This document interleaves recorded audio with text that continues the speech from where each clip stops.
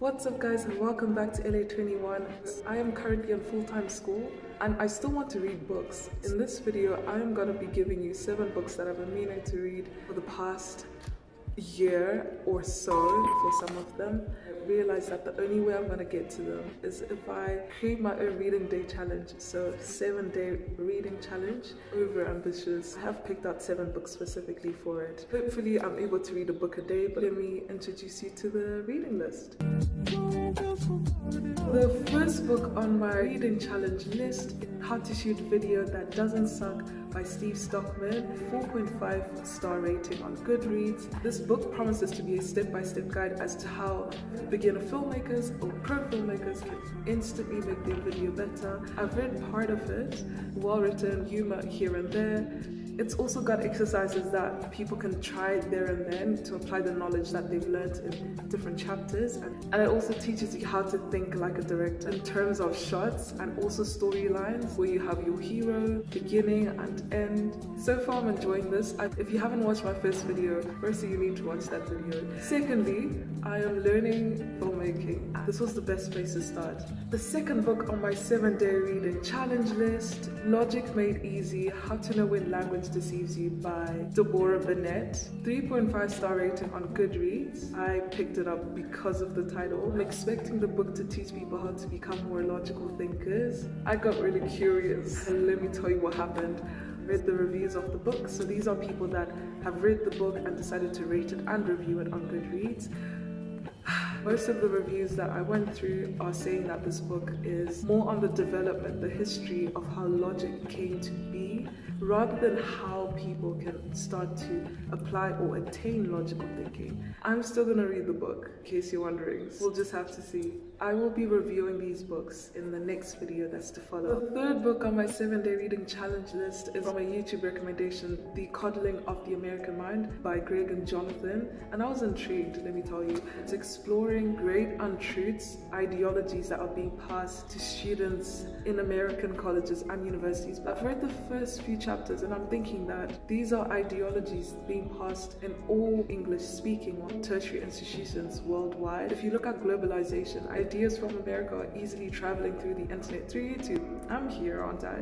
To the rest of the world. It explores the concept that what doesn't kill you makes you stronger. Also how we're taught to follow our feelings. And the other one, I'm not going to spoil it for you. 4.2 star rating on Goodreads. So that should say something. So the fourth book on my reading challenge list, Videocracy, How YouTube is Changing the World. Hey, by Kevin Allocca. It's talking about how YouTube is changing the face of entertainment. Hey, it's also promising to go deeper into what makes a viral video go viral. So you know why I'm reading it, don't you? So the fifth book in my challenge reading list, Dreams from My Father by Barack Obama. 3.9 star rating. I've had this book since last year, guys, and I knew that I had to read it right after I read Becoming by Michelle Obama, and she references the period that Barack was writing this book, and I was like, I need to pick this book up. It's falling, the pen is falling, the pen is falling. Nah, this is real time. The subtitle of this book is A Story of Race and Inheritance. So Barack wrote a memoir before he was even president, how he grew up having to identify with his mother's family, which isn't Black African American. He's trying to bring about understanding and piecing together some parts of his life that he didn't quite discover when he was young. So it's quite interesting to hear that perspective. So the sixth book on my reading challenge list, The Snowball by Warren Buffett. I've had this book for 2 years. I know.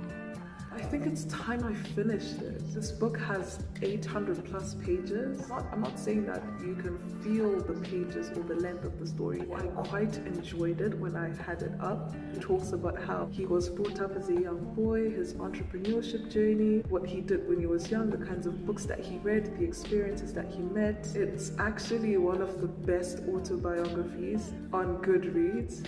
In the next week, I hope to finish this book. Last but not least, this is the 7th book in my reading challenge list. I got it at the same time that I got The Snowball, Reality Is Not What It Seems by Carlo, Rovelli. 4.3 star rating on Goodreads. And let me just tell you, if you're not interested in physics, philosophy, science, time travel, space, all the jazz, That's probably not the way to say it. I just want you to pick this book up. You don't have to know anything prior about science or space or physics or mathematics. This book is written in a philosophical, insightful, lyrical manner. Anyone of any level can pick this book up and not only enjoy it, but learn from it. It explores the contender of string theory. It's a theory that tries to unify matter, and it's called quantum gravity theory. So quantum gravity theory applies to scales really tiny, close to Planck scales, which are times 10 to the power minus 35 meters.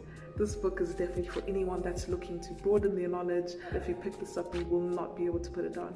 That is my reading list challenge. And not know how the lighting just changed to be so good. If you're interested to pick up a book, so let me know. Yeah, see you next week.